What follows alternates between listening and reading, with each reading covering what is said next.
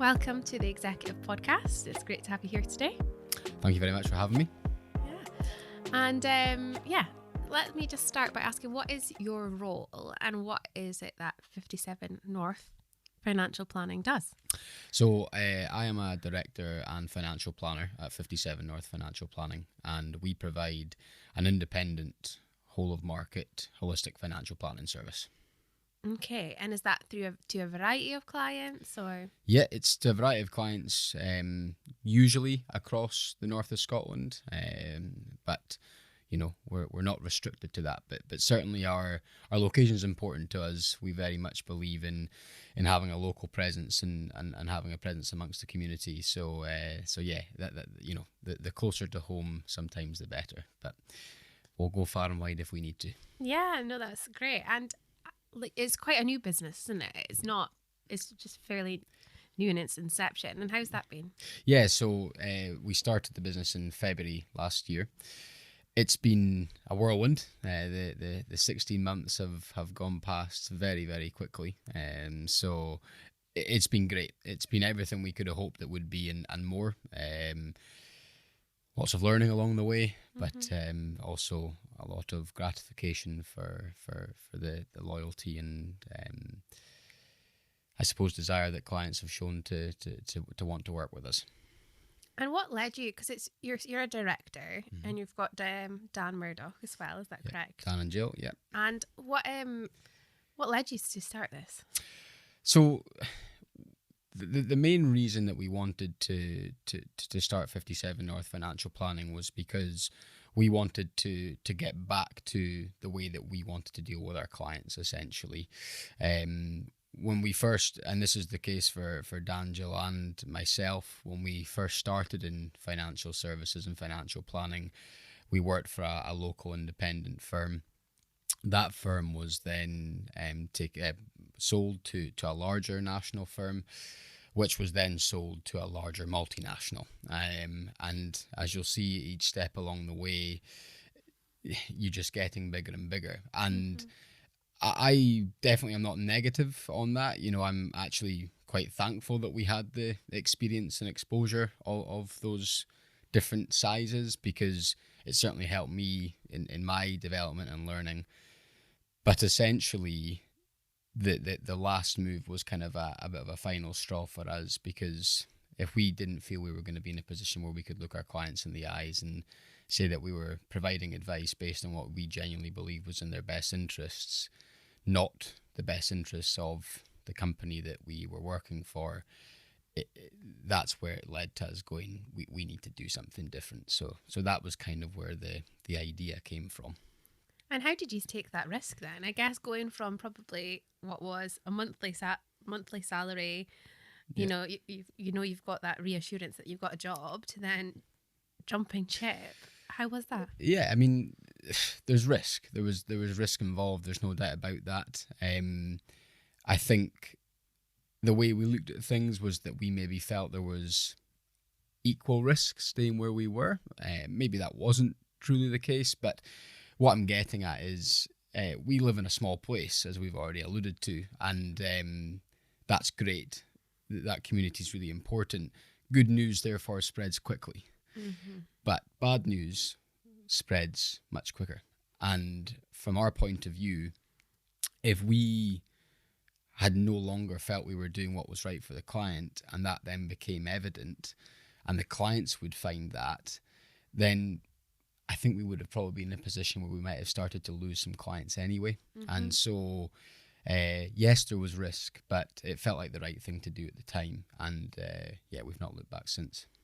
Amazing. And how did you decide on was it like the three of you had you all worked at the same company and then decided to just kind of leave together? Yeah, that was pretty much it. So, you know, we had to be careful. We had to respect the position of our former employer, and we did that. But it did mean that, you know, there was a process that we had to go through. The other thing as well is we work in a heavily regulated environment. Financial services is very heavily regulated. So for all the right reasons, it's about making sure that consumers are protected. But because of that, it's not just like you can leave one day and then set something up the next. So there were definitely, you know, some hurdles and hoops, but it was just always about, you know, as challenging as they became at points, just remembering why we did it in the first place, and it was clients. So we knew that over time it would work out the way, you know, or we hoped that it would work out the way we wanted, and thankfully that's been the case. And how did you decide on the name? You know, I've alluded to it a fair amount already, but 57 North is the latitude to where Inverness falls on the map. And for us, you'll see with the logo, the compass that's in the logo, ultimately what we wanted it to try and represent was the journey that we had been on as individuals and as a team, that after going through a few changes, what we were doing was coming or navigating back to what we originally were. So, you know, it puts us on the map somewhere. It gives us where our home is, if you will. It doesn't restrict us to just Inverness, because, as I say, our clients are across the whole of Scotland and the islands as well. But yeah, that's where the name came from. A kind of representation of where we are, but also the journey we had been on. And it represents the fact that when we're working with our clients, we very much view it as a journey for hopefully a very long time with them as well. No matter what stage the client comes to see us to begin with, we hope to be working with them for the long term. And so there's a representation of the journey that they'll go on as well. Yeah, so there's lots of elements to that branding there. Well, hopefully.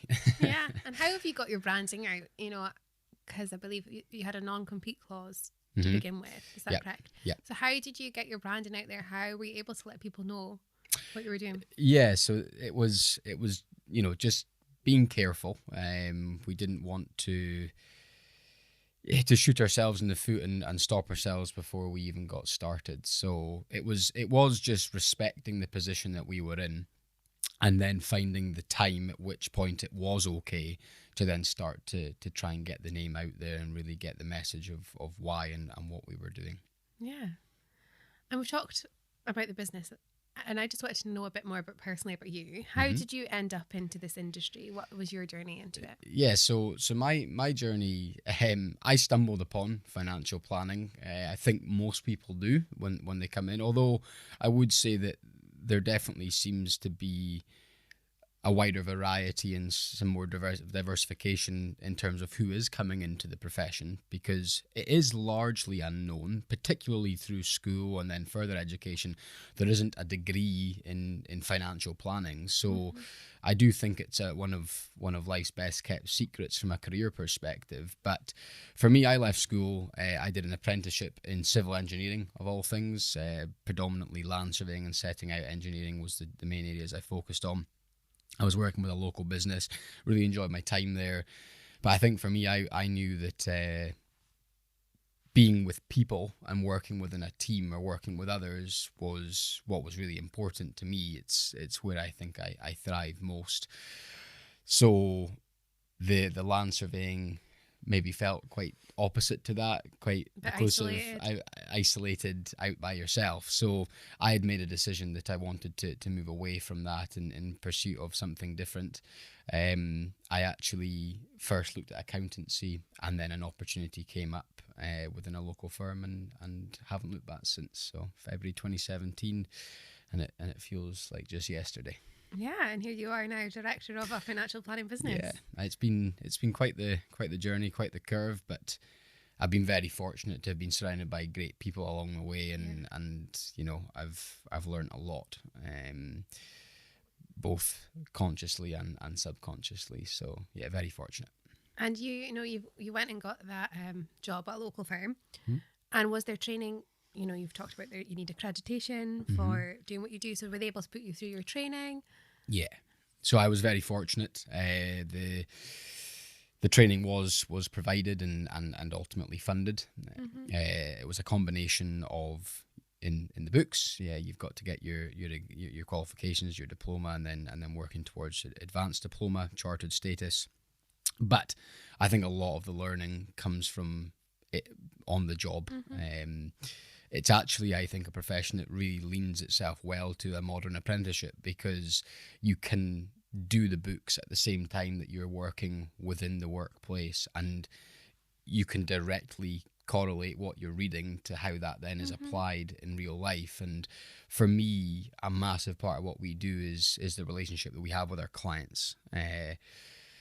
Our business is, the foundation of our business is trust. Our clients need to feel they can trust us. I often feel that, it's a complex environment we work within, and trust is the bridge that basically allows clients to fill that gap in knowledge or experience that they might have. Because if it's not something you sit and look at every day, it is complex. So I think that on-the-job experience was essential, the combination of the two. There are many different routes you can go down from an exam perspective.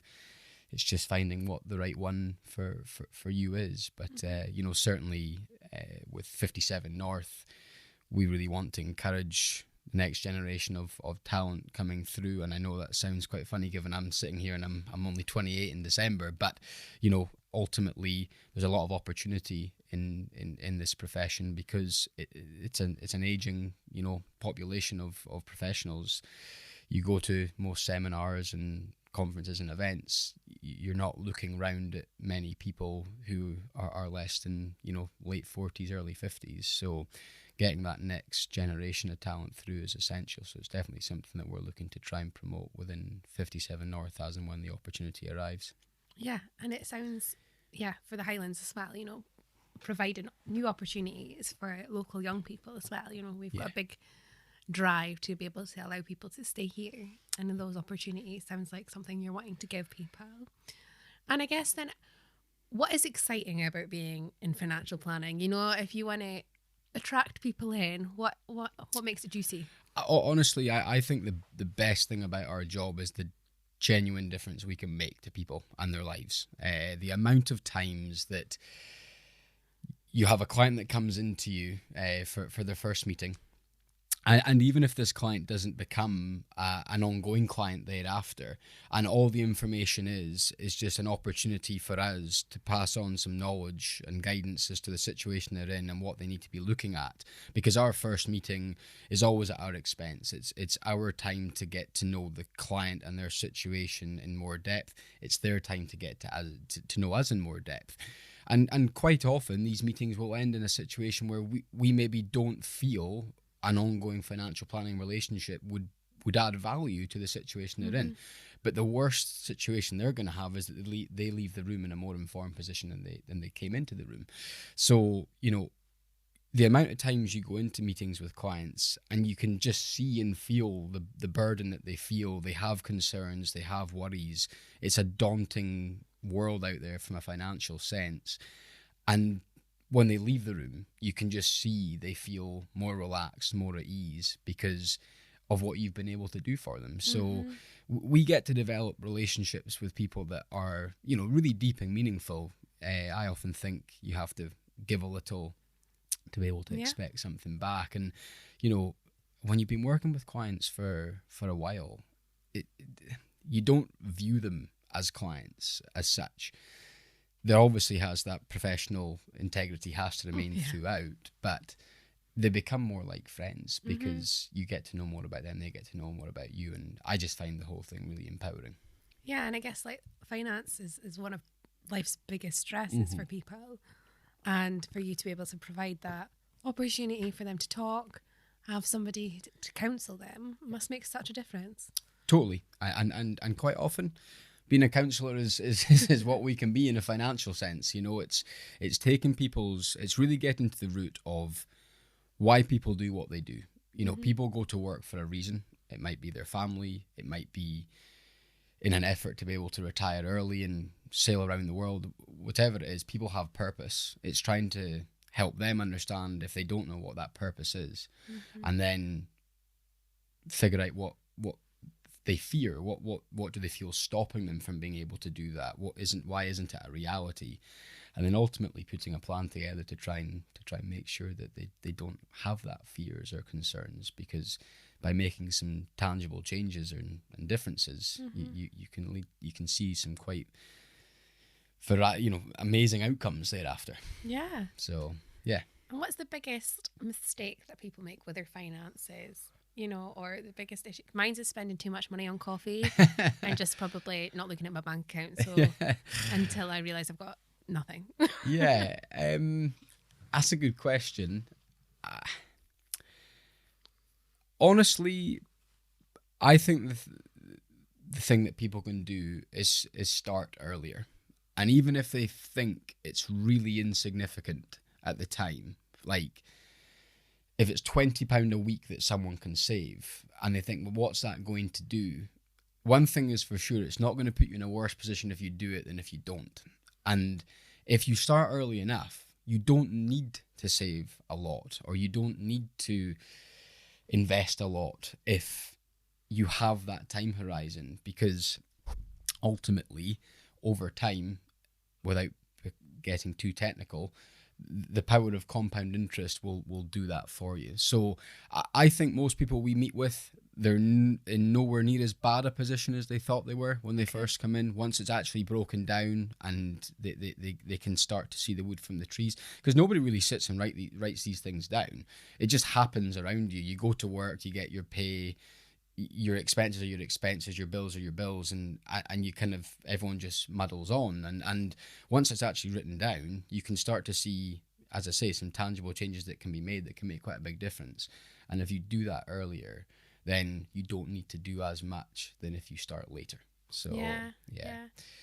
And do you need to have, so to access financial planning from yourselves, would someone need to have a certain amount of money, or is there kind of like a cutoff for how you can help? Like, can you help me who, spends much more than she probably earns thanks to an overdraft, like, and then it's just like, oh dear, or do you need to have a certain amount of money to be able to help? Again, it's a great question. It's something that I wouldn't say I struggle with, but it's definitely an area of focus, because I do feel there is an advice gap that exists, and I do feel that it should be our responsibility as a profession to try and help bridge that advice gap. The difficulty is, it's never about how much, it shouldn't be about how much money someone has. It should be about how much value you can add. But ultimately, in a world where we do exist as a commercial enterprise, we have our minimum costs that we know it will cost us to work or service a client.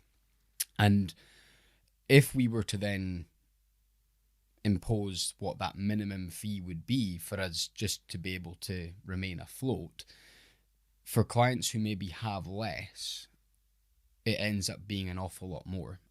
And it's whether or not that can be justified, because we're ever going to feel like as we're maybe, our fees are then holding back what they should be able to do with that money otherwise. So it's difficult. We do know that we set out our proposition to deal with the right type of client, but the reason that the minimum amounts can sometimes come in is, it's not because it's not wanting to help, it's more because we can't remain commercial but still add value for the client. Yeah. So yeah, it's quite a tough one actually, and it's something that we do want to be able to fix, and we don't know how. I don't think the profession as a whole knows how quite yet. Maybe a move to more technology could help with that end of client, but the problem is people want to deal with people. They don't want to deal with technology, and we never want to confuse the fact that we are a technology business. We're not. We are all about people. We want our clients to know that the relationship is the most important thing to us. Yeah. So it's difficult.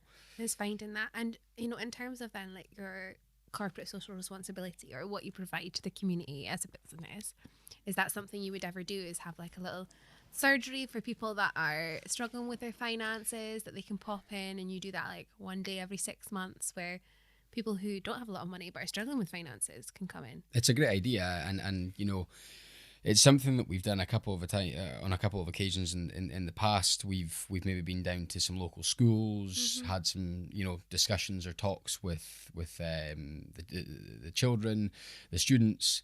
But yeah, that is the sort of thing that if we can give back to them, and there would be value in that, then absolutely, we as I go back to the fact that we want to have a presence in the local community. Yeah. The local community is really important to us. All of the directors we're all born and bred in Inverness. We want to keep people here. We believe it's a place that provides opportunity and that should be thriving, and hopefully will continue to grow. So if there's things we can do that would genuinely add value, then yeah, we would absolutely do that.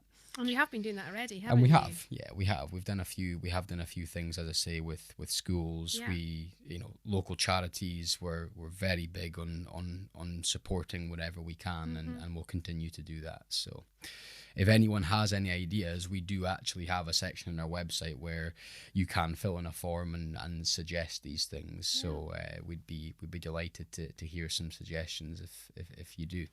Yeah, no, that's exciting. And so what does a typical day in the life look like for you at work then? Yeah, well, obviously, since starting 57 North, there's now some additional responsibilities that maybe we didn't have to think about before. So in your financial planning role, it's just clients.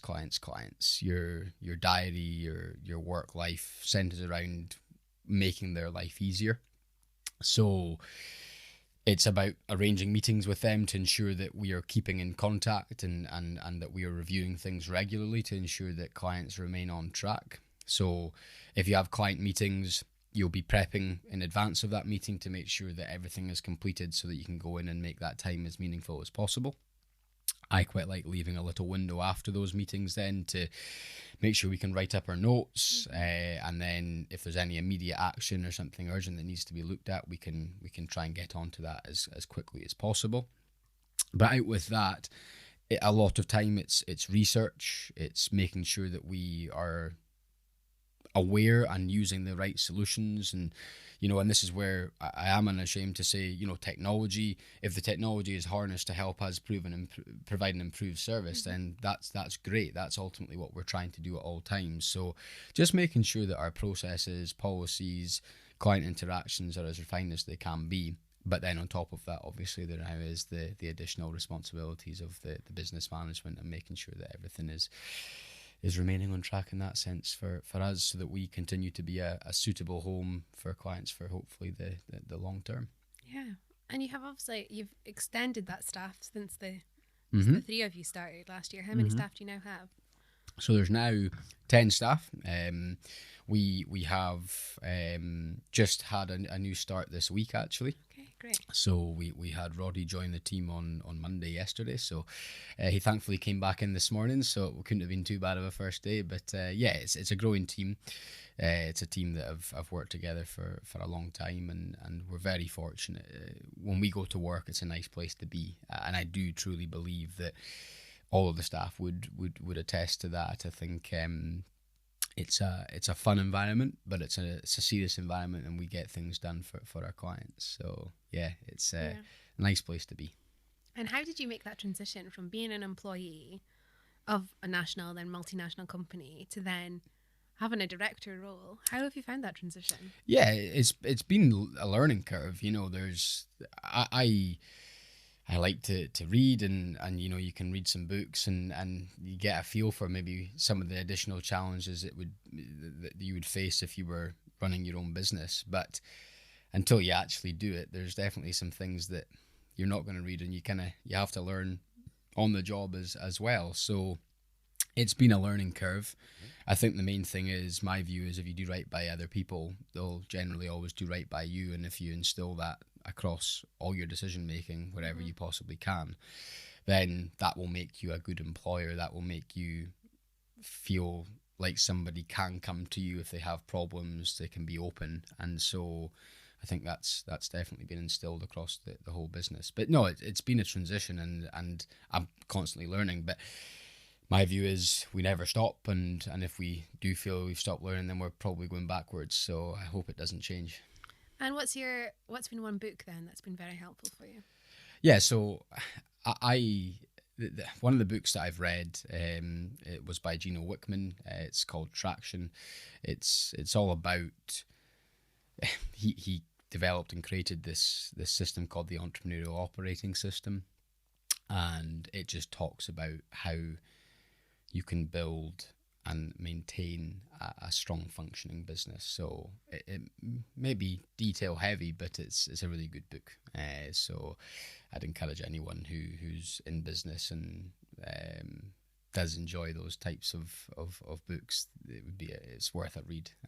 We were actually down at a conference in London just a few weeks ago, the other month, where again I was actually asked to do a talk. I'll be part of one of the breakout sessions there, and Gino was actually presenting at the end of the conference, and that was fantastic. You walk away from listening to him speak for an hour feeling ultra motivated and just wanting to go out and do stuff. So I feel like you were meeting a hero. Yeah, well, he's he's world renowned, and you can see why, because what he's done is impressive. Yeah. Yeah. And did you ever think then that you would be in this entrepreneurial position at the age of 28? Truthfully, no, I don't think so. I think I believe that knowledge is power, and I think that you the more someone can learn, the more rounded they're going to be. As I say, I go back to the fact that I am so fortunate that I've been surrounded by great people all the way through my working career. Not just that, my friends and family network. I just feel like I'm an incredibly lucky guy. So all the way through, I've been able to learn off of other people who I have a huge amount of respect for. So I'd like to think that I've always been driven and want to be successful. But at 28 in December, maybe I'm not in the position I thought I'd be. Maybe I'm a little bit ahead of the schedule. But just taking everything as it comes. And what do you do to unwind, relax from this busy life in your 20s? Friends and family. I'm, as I say, really, really fortunate to have a great friends and family network. I do like to try, in inverted commas, keep fit. I go to the gym. I quite like getting out and about. I play golf. But yeah, most of the time is spent socialising with friends and family. So yeah, very, very lucky to have that network around me. Yeah. And my last question for you then is, in the last year and a bit since you started, what has been the biggest 3 things you have learned? Geez, you should have given me this question before. Put me on the spot now. Got time. The biggest 3 things that I have learned. I would say one of the biggest things has been not to get too tied into the highs and the lows. If you have a great day at work and then you feel amazing, and then if you maybe have a not so good day for whatever reason, then you feel rubbish. It's trying to disassociate and kind of step away and just realize that it's just part of the process, and that it'll be sorted. What else? I think communication is just so important. Making sure that everyone communicates openly, and you feel you can go to people and they feel they can come to you. And I say probably the third thing is don't be afraid of saying I don't know at this exact time, but what I promise you I'll do is go away and find out, and if I can't, I'll speak to whoever I need to speak to be able to find out. Because I think when you're honest with people, it's always received well. So yeah, I'd probably say those were 3 of the biggest things I've learned. But I mean, there's so many things that I've learned. Like, it's just been great. Absolutely loved it. Yeah, and long may it continue. The other thing I've learned as well is that I should really leave more time in my diary to do the column or the executive magazine post, so I don't have Darryl emailing me one day before saying, have you remembered that you need to provide this column for us? So I would definitely manage that time a little bit better. Oh, me too. It's okay, he emails me too, Rachel, it's done. I'm like, no. Yeah, so apologies for that. I'll try my hardest for the next one. Well, thank you so much for your time, Jake. It's been great to have you. Thank you.